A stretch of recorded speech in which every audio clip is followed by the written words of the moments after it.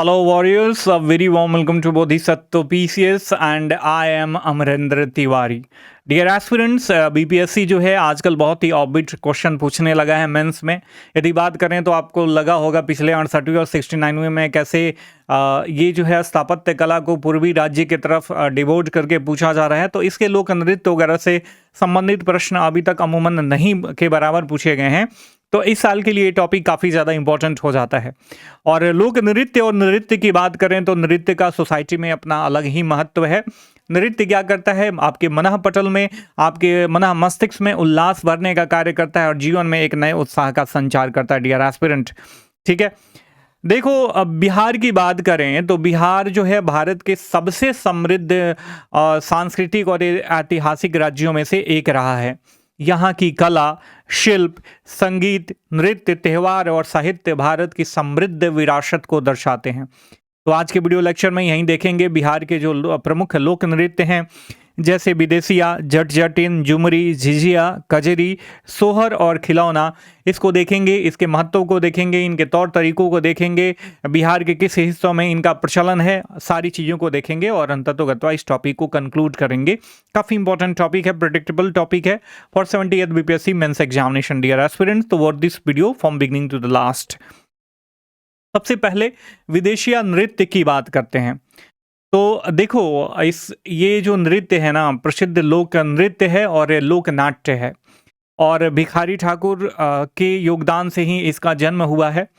और यह जो है नृत्य प्रवासी मजदूरों की पीड़ा, सामाजिक अन्याय और उनके प्रेम संबंधी कहानियों को दर्शाया जाता है इस नृत्य के माध्यम से. ठीक है, जिससे प्रमुख रूप से भोजपुरी क्षेत्र जैसे छपरा, भोजपुर, आरा, सिवान और पटना में प्रस्तुत किया जाता है. ये जनप्रिय लोक नाट्य शैली है. विदेशिया एक नाट्य आधारित नृत्य शैली है जिसमें गीत, नृत्य, अभिनय का समावेशन होता है और इसे ग्रामीण इलाकों में रात के समय मंचित किया जाता है. डियर एस्पिरेंट, भोजपुरी समाज का ये प्रतिबिंब है. इसमें आमतौर पर मजदूरों की पीड़ा, सामाजिक अन्याय और प्रेम संबंधी कहानियां दर्शाई जाती हैं. यह प्रवास और पति पत्नी के बीच दूरियों की भावनाओं को भी उजागर करता है. देखो, माइग्रेशन अभी भी काफ़ी इंपॉर्टेंट मुद्दा बना हुआ है. लेकिन जहां एक तरफ भिखारी ठाकुर, जिनको बिहार के आर्ट एंड कल्चर का, लोक कला का शेक्सपियर भी कहा जाता था, उनके योगदान के बदौलत से इस जीवंत कला के द्वारा जो है माइग्रेशन में पति पत्नी के बीच की दूरियों के विरह को दर्शाया जाता था लोक नाट्य के माध्यम से. अब उसका स्थान बहुत ही ओछे स्तर के ऑर्केस्ट्रा के द्वारा ले लिया गया है. और पहले अमूमन शादियों वगैरह में इनका जो है अनुष्ठान एक तरीके से किया जाता था, तो कि नृत्य एक अपने आप में ही यज्ञ है, तो अनुष्ठान कहना मैं ज़्यादा उचित समझूंगा, किया जाता था. और आजकल आपको भोजपुरी का स्तर क्या है ये आपको पता है. यदि बिहार के भिखारी ठाकुर के योगदान की बात करें तो यह नृत्य और नाटक शैली का जनक भिखारी ठाकुर को ही माना जाता है. उन्होंने विदेशिया, गंगा स्नान, बेटी बेचवा, विदेशिया, गरीब दास जैसे नाटकों की रचना की. उन्होंने भोजपुरी लोक कला का उन्हें शेक्सपियर भी कहा जाता है. संगीत और वाद्य यंत्रों की बात करें तो वहीं लोकल में बिहार में जो ढोलक, मंजीरा, हारमोनियम, झाल और नगाड़े का प्रयोग जो है इसमें किया जाता है. गीतों में विरह, प्रेम, सामाजिक मुद्दे और प्रवासी मजदूरों की व्यवस्था व्यक्त की जाती है. डियर एस्पिरेंट, ठीक है. और देखो कि ये जो भिखारी ठाकुर जी थे ना, अपने काल समय से बहुत आगे थे, दूरदृष्टा थे. एक कम पढ़ा लिखा आदमी जिस पे सरस्वती माता की असीम कृपा होती है और वो सामाजिक मुद्दों को गीतों के माध्यम से, नाट्य के माध्यम से इस हद तक प्रस्तुत करता है कि मतलब एक सिस्टम को हिला देने वाला वो व्यक्ति थे. ठीक है, पूजनीय व्यक्ति थे. और अभी भी देखो, प्रवासी मजदूरों की व्यथा उनकी पत्नियों से पूछो, नवविवाहिताओं से पूछो, जिनके हाथ की अभी मेहंदी भी नहीं सूखी हुई होती है और उसका पति जो है अपने परिवार के पेट पालन पोषण के लिए कुछ ही दिनों के अंदर, शादी के कुछ ही दिनों के अंदर बहुत ही इनह्यूमन कंडीशन में काम करने के लिए दिल्ली, पंजाब, मुंबई वगैरह चला जाता है. ठीक है, तो इस नाट्य कला का कितना महत्वपूर्ण रोल रहा होगा तत्कालीन समय में भी है, आपको इस बात से पता चल गया होगा. इसकी शैली की बात करें तो पारंपरिक रूप से ये पुरुष कलाकार ही महिला भूमिकाएं निभाते थे और लगभग लौंडा नाच जो है इसी से एसोसिएटेड था. लेकिन अब महिलाएं भी इसमें भाग लेने लगी हैं. अभिनय में व्यंग, नाटकीयता और संवाद जो है प्रमुख होते हैं. अगला हमारा नृत्य है सोहर नृत्य, जो सूतिका से बना है। सूतिका का मतलब होता है जच्चा। इसका अर्थ होता है बच्चे के जन्म का उत्सव। यह नृत्य गीत जो है यह बिहार, उत्तर प्रदेश, झारखंड में प्रसव और बच्चे के जन्म के अवसर पे अमूमन गाया जाता है। इसकी विशेषताएं, यह नृत्य विशेष रूप से महिलाओं के द्वारा किया जाता है। अगर आप देखोगे ना तो ये विदेशिया को छोड़ के जो भी बिहार के लोक नृत्य हैं सब में महिलाओं की प्रधानता है, महिलाओं के द्वारा ही किया जाता है डियर एस्पिरेंट। महिलाओं के द्वारा किया जाता है और गर्भवती महिला के 7वें महीने में और बच्चे के जन्म के बाद गाया और नाचा जाता है। इसमें देवी देवताओं के बच्चे के उज्जवल भविष्य, दीर्घायु और समृद्धि की प्रार्थना की जाती है। ढोलक, मंजीरा, हारमोनियम और झांझ जैसे वाद्य यंत्रों का प्रयोग होता है। Dear aspirant, one thing I would like to clear here that कि ये चीज़, ये जो सोहर है ना, विशेषकर लिंगात्मक भेद को भी दर्शाता है। उत्तरी बिहार में आप देखोगे तो जो मतलब बच्चे और बच्चियों का जन्म होता है तो बच्चियों का जन्म बहुत ही सादे सो मतलब उसमें मनाया जाता है उनका जन्मोत्सव। लेकिन अमूमन, हालांकि अब लोग थोड़ा सा ब्रॉड माइंडेड होने लगे हैं, बच्चियों के जन्म को भी त्यौहार के जैसे लोग मना रहे हैं, लेकिन अभी भी जो है ना मेल डोमिनेंट हमारी सोसाइटी है और ये बच्चों के जन्म के समय ही सोहर गाया जाता है। आप मेरे इस बात से वाकिफ होंगे, बहुत सारे लोग इस बात से परिचित होंगे डियर एस्पिरेंट। इसमें देवी देवताओं से बच्चे के उज्जवल भविष्य, दीर्घायु और समृद्धि की प्रार्थना की जाती है। ढोलक, मंजीरा, हारमोनियम और झांझ जैसे वाद्य यंत्रों का प्रयोग होता है। प्रसिद्ध सोहर गीत, इसमें श्री राम और श्री कृष्ण के जन्म का वर्णन करने वाले सोहर गीत जो है अत्यंत प्रसिद्ध है। चूंकि हमारा जो है अयोध्या से ज़्यादा संलग्नता है तो श्री कृष्ण का कम, मतलब श्री राम का ओरिएंटेशन जो है, उनका प्रभाव जो है ज़्यादा है। ठीक है, तो ये प्रमुख एक आपका सोहर गीत भी दिया गया है। ठीक है, आगे बढ़ते हैं। खिलौना। खिलौना का अर्थ होता है खिलखिलाहट या खेल। यह नृत्य भी अमूमन जो है बच्चों और उनके खेल कूद के संदर्भ में किया जाता है। बच्चों के खेलने के दौरान परिवार के मनोरंजन के लिए किया जाता है। इसमें बच्चे खिलौने से खेलते हुए नृत्य और अभिनय करते हैं।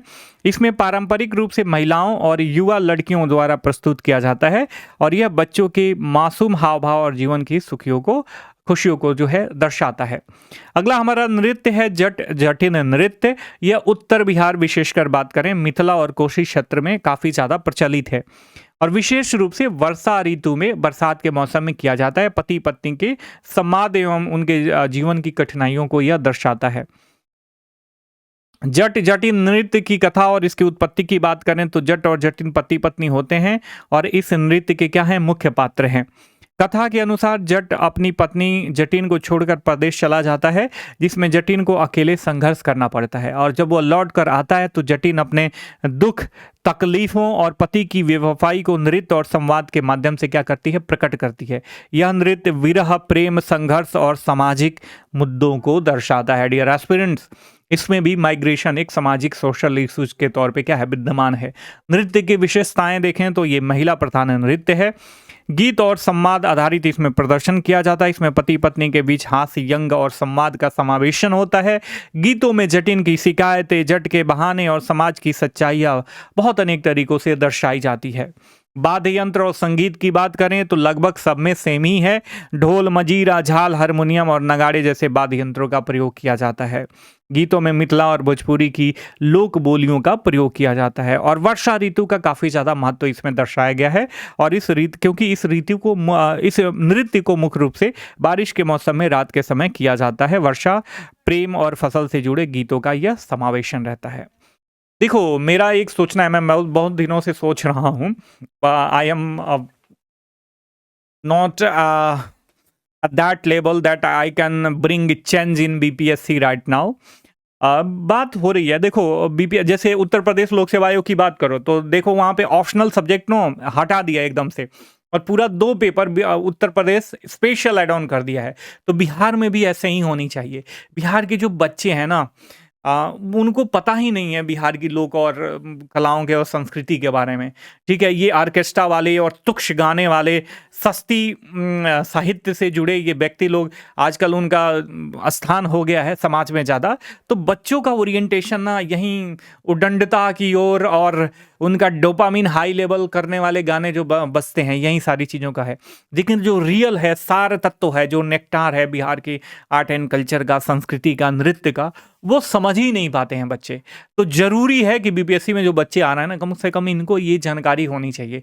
तो एक आर्ट एंड कल्चर, एक बिहार की अर्थव्यवस्था, सामाजिक मुद्दों से संबंधित ऐसे कुछ-कुछ दोनों पेपर में बाँट के जो है topic wise 2 paper add on कर देने चाहिए। प्लस एथिक्स एंड इंटीग्रिटी का पेपर ऐड ऑन तो करना ही करना चाहिए। उसके बिना आप देखोगे कि जो एसडीएम ओएसडीएम बन के आते भी हैं ना, वो करप्ट हो रहे हैं, उनको डिसीजन मेकिंग से कोई लेना देना नहीं है। शायद बिहार में अभी इंफ्रास्ट्रक्चर एडमिनिस्ट्रेशन में जो उनको दिया जाता है ट्रेनिंग के दौरान, जो सारी चीज़ें नैतिक इनपुट दी जाती है, कैसे व्यवहार करना है, कैसे पर्सनल इम्पर्सनल होते हुए भी आत्मीय रिलेशन रखना है जनता से और उनकी सेवा करनी, ये सारी चीज़ें नहीं देखने को मिलती हैं। ठीक है?